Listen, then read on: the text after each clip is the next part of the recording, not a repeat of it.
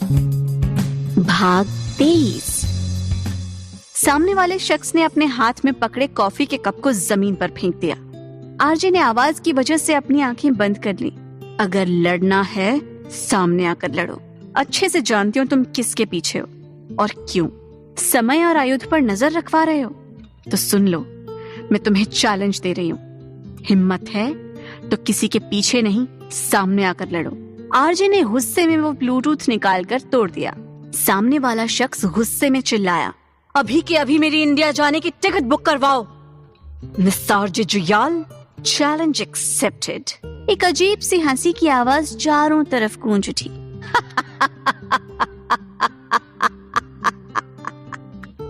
आयुध ने आरजे को हैरानी से देखा। तुम कुछ तो जानती हो पर हमें बताना नहीं चाहती। तुम्हें अच्छे से पता है हम यहाँ क्यों आए हैं। यूनी ने उस शख्स की गर्दन पकड़ी। इसका क्या करना है आरजे? आरजे मुस्कुराई। इसे तब तक बांध कर रखो जब तक ये कुछ बोल ना दे। खाना पीना कुछ नहीं मिलना चाहिए इसे। उर्वेन और अर्घ्य उसका मुंह बंद कर उसे घसीटते हुए ले जाने लगे। तभी उस शख्स ने उर्वेन और अर्घ्य का हाथ जोर से काटा और बिना एक पल की देरी किए अपनी बंदूक से खुद को शूट कर लिया। कुछ पल के लिए सबकी आंखें बंद हो गईं। वो वहीं नीचे गिर पड़ा। सिमी तो उसी पल बेहोश हो गई। उसके सामने उस आदमी ने सुसाइड कर लिया। इस बात ने सिमी को अंदर तक डरा दिया। मानसा और यूनी ने सिमी को संभाला और उसे अंदर ले गई। आयुध ने उस आदमी की सांसें चेक की। ही इज नो मोर। शिवी भी सुन्न सी खड़ी थी। आरजे ने अपना सिर झटका। बंदा वफादार था। उर्वेन और अर्घ्य ने अपना हाथ झटका और उस लाश को देखने लगे। आरजे ने कहा, हमें पुलिस को कॉल करना चाहिए। आयुध और शिवी को छोड़ सब ने हाँ में सिर हिलाया। आयुध बोला, बिल्कुल नहीं। पुलिस यहाँ आएगी तो 1000 तरह की पूछताछ करेगी और मैं किसी को अपने यहाँ आने का मकसद नहीं बताना चाहता। और हम पुलिस को कहेंगे क्या? इसने सुसाइड क्यों किया? हम पक्का फंसेंगे। शिवी बोली, आरजे हम इसकी लाश को यहीं जला देते हैं। अंतिम संस्कार भी हो जाएगा और इसकी आत्मा को भी शांति मिल जाएगी। आरजे मुस्कुराई। पुलिस आएगी पर यहाँ नहीं। सब आरजे को हैरानी से देखने लगे। आरजे ने ग्लव्स पहने। सब ने उसका साथ दिया। उसने उस लाश को उसी 1/2 विला के सामने छोड़ दिया और उसकी कार को वहीं दीवार से दोबारा टक्कर मारी ताकि सबको लगे कि कार पर डेंट दीवार से टकरा कर पड़ गया है। दीवार पहले से ही थोड़ी टूटी हुई सी थी तो उसकी कोई टेंशन नहीं थी। साथ ही उस लाश पर कुछ अल्कोहल भी छिड़क दिया ताकि सबको लगे कि इस शख्स ने शराब पी रखी थी। सब ने उस लाश पर से अपने हाथ के निशान मिटाए और उसके दांतों को तक साफ किया ताकि गलती से भी अर्घ्य और उर्वेन को काटने से उसके दांतों में कोई एविडेंस छूट न जाए। अर्घ्य बोला, आरजे हम बिना पुलिस को बुलाए भी तो इसका अंतिम संस्कार कर सकते थे। किसी को कुछ पता नहीं चलता। आयुध ने अपने हाथ झटके। वही तो मैं कह रहा हूँ, बेकार ही इतनी मेहनत करवाई हमसे। आरजे मुस्कुराई। हमने इसे नहीं मारा। भले ही इसने सुसाइड किया हो पर हम में से इस बात को कोई मना नहीं कर सकता कि यह आदमी वफादार था अपने बॉस के लिए। मैं चाहती हूँ कि इसका अंतिम संस्कार इसकी फैमिली करे, हम नहीं। अब चलो। आरजे अपनी वैनिटी वैन में बैठ गई। शिवी ने आरजे से इम्प्रेस होते हुए कहा, पता नहीं इतनी अच्छी लड़की की लाइफ में कोई बंदर कैसे आ सकता है। तुम्हें उससे शादी कर उसकी जिंदगी बर्बाद नहीं करनी चाहिए। आयुध ने उसे घूरा। हम दोस्त हैं पर इस वक्त मैं तुम्हारा बॉस हूँ तो मुझसे थोड़ा लिमिट में बात किया करो, नहीं तो मुझसे बुरा कोई नहीं होगा। शिवी ने मुंह बना लिया। ओके। वो आरजे की वैन की तरफ बढ़ा ही था कि उससे पहले आरजे ने वैनिटी वैन आगे बढ़ा दी। आयुध ने अपना पैर पटका। जानकर तो मैं रहूंगा आरजे, आखिर तुम्हारा शिवानंद चैटर्जी की बेटी से रिलेशन क्या है और क्या जानती हो तुम परिजात के बारे में? शिवी ने आयुध के सामने कार की चाबी की। चले अब। आयुध ने शिवी से चाबी ले ली और अपनी कार की तरफ बढ़ गया। अगले दिन पुलिस ने उस लाश की अच्छे से जांच पड़ताल की। ये साफ था कि बंदे ने सुसाइड किया है। कार्तिक को उसके चेहरे पर पीटने के निशान देख कुछ शक तो हुआ, पर जब परिवार का प्रेशर आने लगा लाश को लेने के लिए ताकि जल्दी से जल्दी उस लाश का अंतिम संस्कार करवा सकें, तो कार्तिक ने केस को अंत में सुसाइड लिखकर बंद कर दिया। और लाश को उसके परिवार को सौंप दिया। आर्यन समय के रूम में बैठा समय को ही निहार रहा था। समय के हाथ में शराब की बोतल थी और वो आर्यन से आरजे की शिकायत कर रहा था। वो मुझे धोखा कैसे दे सकती है? उसने समय अवस्थी को धोखा दिया। समय ने शराब की बोतल को अपने मुंह से लगा लिया। आर्यन समय की वजह से पूरी रात सो नहीं पाया था। आसपास शराब की खाली बोतल्स बिखरी पड़ी थी। आर्यन ने समय को रोकने की भी कोशिश की, पर समय अपने आगे किसी की सुनता है क्या? तभी आर्यन के फोन पर विश्वामित्र अवस्थी का कॉल आया। आर्यन ने नशे में बड़बड़ा रहे समय को देखा। इन्हें क्या बताऊं? चलो जो देख रहा हूं वही बता देता हूं। आर्यन ने कॉल उठाकर उसे स्पीकर पर डाल दिया। विश्वामित्र के कान में समय की आवाज पड़ी। वो मुझे धोखा कैसे दे सकती है? मैंने सब किया उसके लिए, पर उसने मुझे धोखा दिया। विश्वामित्र ये सब सुन गुस्से में उबलने लगे। यहाँ क्या चल रहा है आर्यन? आर्यन ने अपना सिर झटका। वही जो आप सुन रहे हैं। अब कुछ बताने के लिए बाकी है तो सुन लीजिए। एक लड़की से धोखा खाकर आपका बेटा देवदास की तरह कल रात से शराब पी रहा है और साथ में मुझे भी यहाँ जबरदस्ती बैठाकर अपनी राम कहानी सुना रहा है। अब आर्यन ने रोना शुरू कर दिया। मुझे कल रात से सोने नहीं दिया सर, बहुत नींद आ रही, मैं क्या करूं? विश्वामित्र ने गुस्से में कहा, तू अभी के अभी समय को फोन दे। आर्यन ने मुंह लटका समय की तरफ फोन बढ़ा दिया। आपके डैड का कॉल है सर। समय ने जबरदस्ती आंखें खोलते हुए फोन लिया। हेलो डैडी, उसने नशे में लड़खड़ाती जुबान से कहा। विश्वामित्र बोले, किसने तुझे धोखा दिया? कौन है वो लड़की? ये सुनते ही समय की आंखों से आंसू बह निकले। मुझे नहीं रहना यार, नहीं चाहिए मुझे परिचात, नहीं जीतना मुझे आयत से, मुझे ले जाओ यहाँ से। उसने मुझे धोखा दिया, उसने मुझे धोखा क्यों दिया डैड? आर्यन भी हैरानी से समय को देख रहा था। आज पहली बार समय को चिल्लाने की बजाय रोते हुए देखा था। विश्वामित्र का तो दिल ही टूट गया। उसने कभी नहीं सोचा था कि समय जो उसके सामने एकदम पत्थर बनकर रहता था, वो एक लड़की के धोखे से इतना टूट जाएगा। समय, मेरी बात सुन। कौन है वो लड़की?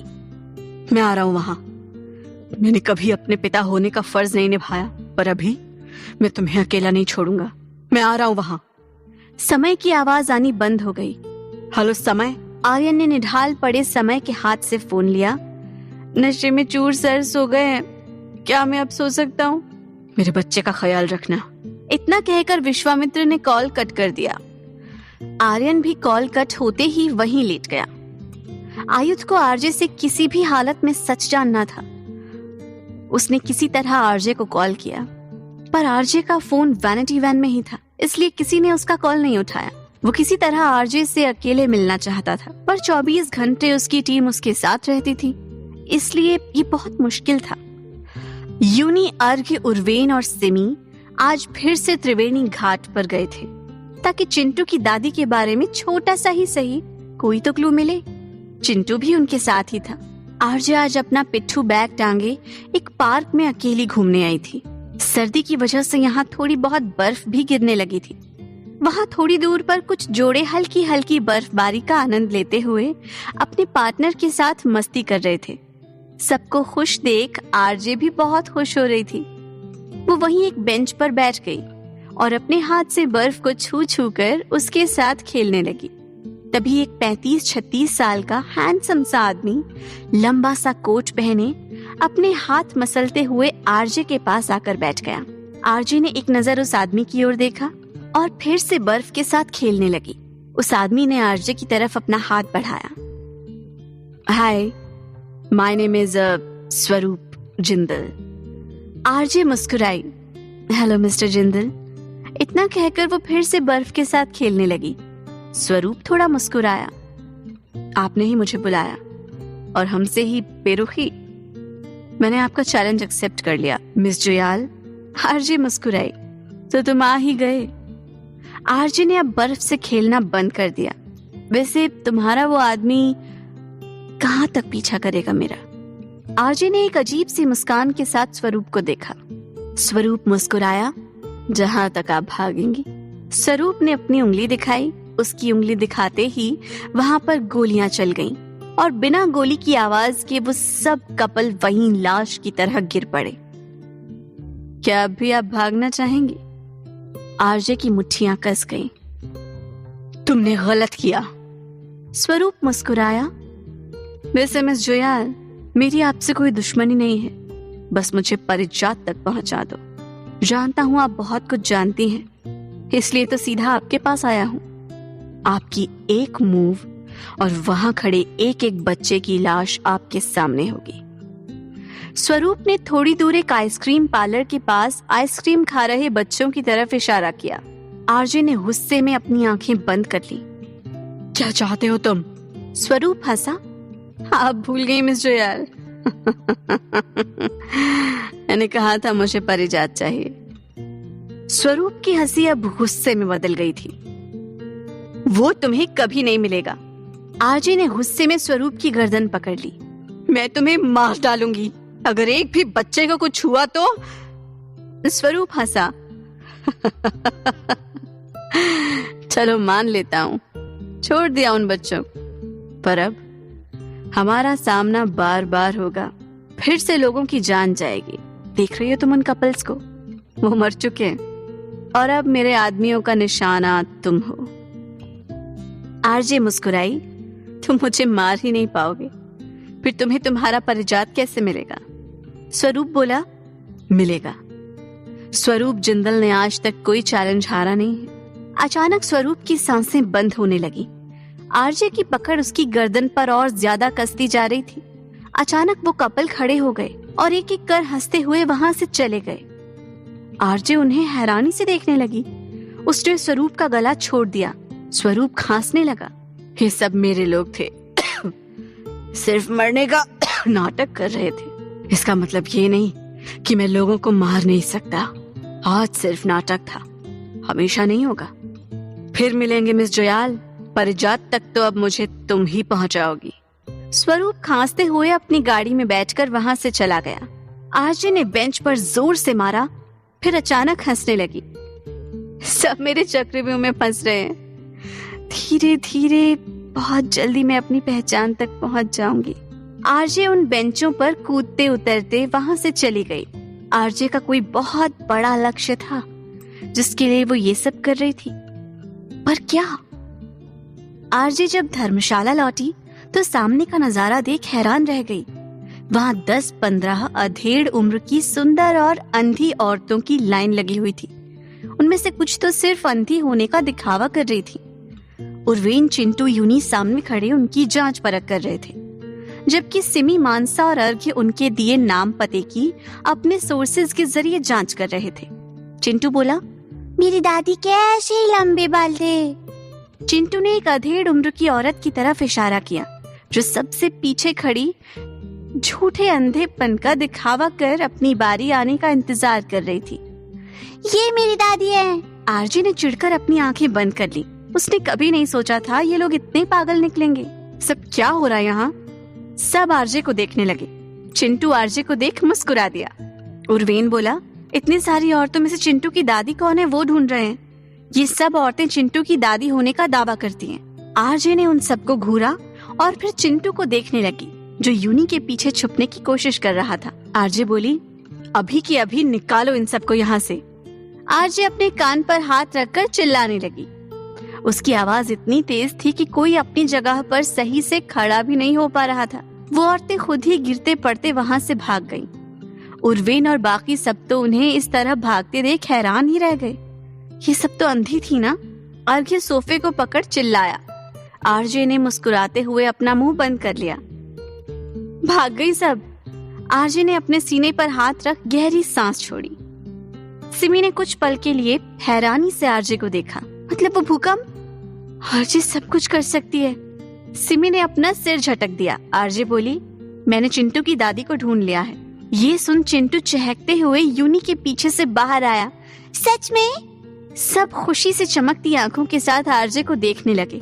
आरजे चिंटू के सामने आई। तो तुम सच में अपनी दादी से मिलना चाहते हो? चिंटू ने मुस्कुराते हुए आरजे को देखा और फिर हाँ में सिर हिला दिया।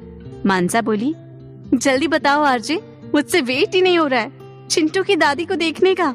वहीं दूसरी तरफ यूनी को इस बात की कोई खुशी नहीं हो रही थी। सिमी बोली, देखना तो मुझे भी है। अर्घ्य और उर्वेन ने भी हाँ में सिर हिलाया।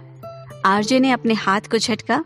बस 9 दिन बाद चिंटू की दादी चिंटू को लेने आएंगी। तब तक चिंटू के साथ जितने मजे करने कर लो। अब यूनी के चेहरे पर स्माइल आ गई। थैंक यू आरजे, तुमने चिंटू की दादी को मनाया होगा ना चिंटू को 9 दिन हमारे साथ रहने देने के लिए। आरजे ने अब कुछ नहीं बोला। तभी उर्वेन को कुछ याद आया। आरजे, तुम्हारा फोन तुम हमेशा इस वैनिटी वैन में रखकर भूल जाती हो। आयुध के बहुत सारे कॉल्स आए थे, मैंने तो एक भी नहीं उठाया। उर्वेन ने थोड़ा चिढ़ते हुए कहा। आरजे ने फोन की तरफ देखा और फिर उसे ले लिया और काफी देर तक मिस कॉल को घूरने के बाद अचानक वो बोल पड़ी, तैयार हो जाओ सब, हम अभी आयुध के होटल जाएंगे। सब हैरानी से आरजे को देखने लगे। अर्घ्य बोला, तुम सच में सीरियस हो आरजे? मानसा बोली, तुम उस बंदर से मिलने जा रही हो? यूनी ने भी कहा, मैं नहीं जा रही, मैं चिंटू के साथ यहीं रहूंगी। सिमी ने कुछ नहीं बोला क्योंकि वो आरजे के हर फैसले से सहमत थी। उर्वेन भी जानता था आरजे जरूर कुछ अच्छा ही सोच रही होगी। ओके आरजे, मैं चल रहा हूँ तुम्हारे साथ। अर्घ्य, मानसा और यूनी ने ना में सिर हिला दिया। हम नहीं जा रहे। आरजे ने सबको घूरा। मैं पूछ नहीं रही, बता रही हूँ। और दूसरी बात, हम सिर्फ आयुध से नहीं, समय अवस्थी से भी मिलने जा रहे हैं। हमारी जिंदगी बहुत जल्दी बदलने वाली है। वो बदलाव हमारी जिंदगी को तहस नहस कर दे, उससे पहले हम सब समझ लें और एक दूसरे का साथ दें, यही अच्छा है। आरजे ने अब थोड़ा सीरियस होकर कहा। उसे सीरियस देख बाकी सब भी थोड़ा सीरियस हो गए। यूनी ने कहा, ओके मैं चल रही हूँ। चिंटू ने छोटा सा मुंह बना लिया। यूनी दी चली जाएंगी तो मैं यहाँ बोर हो जाऊंगा, मुझे भी ले चलो। अर्घ्य और मानसा ने भी जाने के लिए हामी भरी तो आरजे मुस्कुरा दी। आरजे ने वैनिटी वैन की तरफ बढ़ते हुए आयुध को कॉल किया। आयुध अपने रूम में अपने फोन को निराशाजनक निगाहों से देख रहा था। तभी उसका फोन बजा। आरजे ने उसे कॉल बैक किया। ये देख उसके चेहरे पर चमक लौट आई। उसने तुरंत कॉल उठा लिया पर अपनी अकड़ दिखाते हुए कुछ नहीं बोला। आरजे ने ही कहा, मैं वहां आ रही हूँ, मुझे तुमसे और समय अवस्थी से कोई जरूरी बात करनी है। समय का नाम सुन आयुध का मुंह चिढ़ गया। समय से क्यों? अगर समय से बात करनी है तो मुझसे बात करने की कोई जरूरत नहीं है। अब आरजे को गुस्सा आ गया था। पर इजाजत चाहिए या नहीं? नहीं चाहिए तो मत आना, मैं खुद समय को ढूंढ लूंगी। ये सुन आयुध की भवें तन गई। ओके, सिर्फ तुम्हारे लिए मैं समय के पास जाऊंगा। देखो कितना अच्छा फियांसे मिला है तुम्हें। वो आगे कुछ बोल पाता उससे पहले कॉल कट हो चुका था। आयुध ने चिढ़कर अपनी आंखें बंद कर ली। कभी कभी मुझे इस आरजे पर बहुत गुस्सा आता है, पर अब मुझे अपने ईगो को साइड में रख समय के पास जाना ही होगा। इसी बहाने आरजे हमें परिजात के बारे में कुछ बता ही दे। आयुध ने खुद को अच्छे से तैयार किया और समय के रूम की तरफ बढ़ गया। रूम पहले से ही समय ने गुस्से में अंदर से बंद कर लिया था। आयुध ने दरवाजा खटखटाने की जहमत नहीं उठाई और सीधे रिसेप्शनिस्ट से किसी तरह रूम की दूसरी चाबी ले धीरे से रूम खोल दिया। पर अगले ही पल अंदर का नजारा देख आयुध ने अपनी नाक बंद कर झटके से रूम वापस से बंद कर लिया।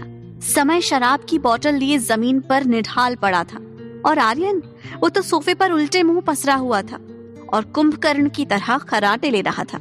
आयुध को अंदर से आ रही शराब की बदबू बर्दाश्त नहीं हो रही थी। यह समय कब से शराब पीने लगा, वो भी इतनी?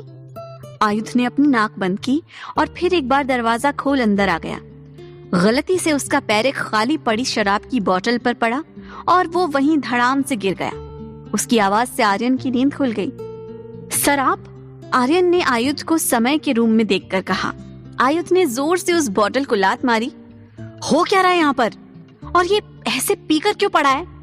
आयुध ने गुस्से में कहा। आर्यन ने अपनी आंख मसली।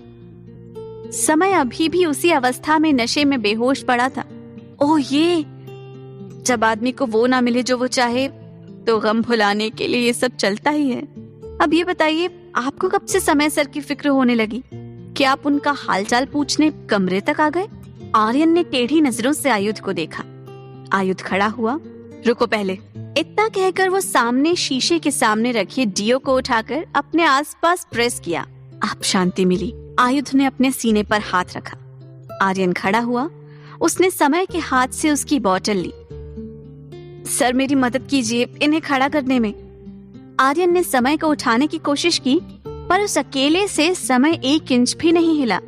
आयुध ने अपना सिर पीटा। आरजे आने ही वाली होगी, समय और मुझसे मिलने। समय को इस हालत में देख वापस ना चली जाए। आयुध ने आगे बढ़ आर्यन की मदद की समय को उठाने में। समय के दोनों हाथ अब आर्यन और आयुध के कंधे पर लटक रहे थे। आर्यन बोला, सर सच में आरजे समय सर से मिलने यहाँ आ रही है? उसने उत्सुकतावश पूछा। ये सुन आयुध ने आर्यन को घूरा। मुझसे मिलने आ रही है। आरजे के आने से पहले अगर उसे होश नहीं आया ना, तो मैं इसे ऐसे ही गंगा घाट पर बहा दूंगा। अब इसे होश में कैसे लाना है ये बोल। आर्यन ने कुछ सोचा। बाथरूम में शावर के नीचे सर। आयुध ने समय को घूरा। आरजे की वजह से क्या क्या करना पड़ेगा मुझे। वो समय को किसी तरह शावर के नीचे ले आया। आर्यन ने शावर ऑन किया। आयुध समय को वहीं लेटा थोड़ा पीछे हट गया। खुद पर पानी गिरने से समय को थोड़ा होश आने लगा था, पर उसका नशा अभी भी नहीं उतरा था। अरे बारिश हो रही है। समय ने अपने हाथ से पानी को खुद तक पहुंचने से रोकने की कोशिश की। अब आयुध भी चिढ़ गया था। उसने अब पूरी की पूरी बाल्टी उठाई और एक साथ समय के सिर पर डाल दी। अब इसे होश जरूर आएगा। खुद पर एक साथ इतना सारा पानी गिरने से समय ने झटके से अपनी आंखें खोली और खांसने लगा। आयुध बोला, अब होश आ गया तो कुछ बात करें। समय की आंखें फिर से बंद होने लगी। कौन है? किससे बात करनी है? मैं नहीं हूं यहाँ, मैं नहीं हूं यहाँ। समय चिल्लाया। आर्यन बोला, शायद सर का नशा अभी भी नहीं उतरा, मैं नींबू पानी लेकर आता हूँ। इतना कहकर वो बाहर चला गया। आयुध ने चिढ़कर उसके सिर पर एक और बाल्टी डाल दी। समय को अब थोड़ा थोड़ा होश आने लगा था। उसने धीरे से अपनी आंखें खोली। उसने खुद को शावर के नीचे भीगते हुए पाया। सामने आयुध खड़ा उसे घूर रहा था। समय ने अपना सिर पकड़ लिया। तू यहाँ क्यों आया है? आयुध ने आगे बढ़कर शावर बंद किया। तेरी जरूरत ना होती तो कभी नहीं आता। आरजे शायद हमें परिजात के बारे में कुछ बताना चाहती है। हमें मतलब मुझे और तुम्हें। आयुध ने समय को घूरा। ये सुन समय का सारा नशा एक पल में उतर गया। आयुध ने समय के सीने पर उंगली रखी। मैं चाहता तो तुझे ऐसे ही नशे में धुत रहने देता, पर फिर भी मैं तुम्हें होश में लेकर आया। मेरा एहसान रहा तुझ पर, और चुकाने की कोई जरूरत नहीं है, क्योंकि मैं चाहता हूँ ये एहसान पूरी जिंदगी भर तेरे सीने पर रहे। समय ने आयुध की उंगली झटकी। अपने सिर पर तेरा कोई एहसान नहीं रहने दूंगा। समय आने पर यह भी चुका दूंगा। अब रास्ते से हट मेरे। समय आयुध को साइड में धक्का देते हुए खड़ा हो गया। आयुध और समय गुस्से में एक दूसरे की तरफ बढ़े कि तभी आर्यन वहां आ गया। सर नींबू पानी। आर्यन को देख वो दोनों रुक गए और उल्टी साइड अपना मुंह फेर लिया। आर्यन ने अजीब नजरों से उन दोनों को देखा। क्या हुआ सर? समय बोला, कुछ नहीं हुआ। नींबू पानी दे यार, मेरा सिर फटा जा रहा है। आर्यन ने समय की तरफ नींबू पानी का ग्लास बढ़ाया। समय ने एक ही सांस में पूरा का पूरा पी लिया। मुझे चेंज करना है, बाहर जाओ। आयुध ने मुंह बनाया। मुझे भी शिवी को इन्फॉर्म करना है।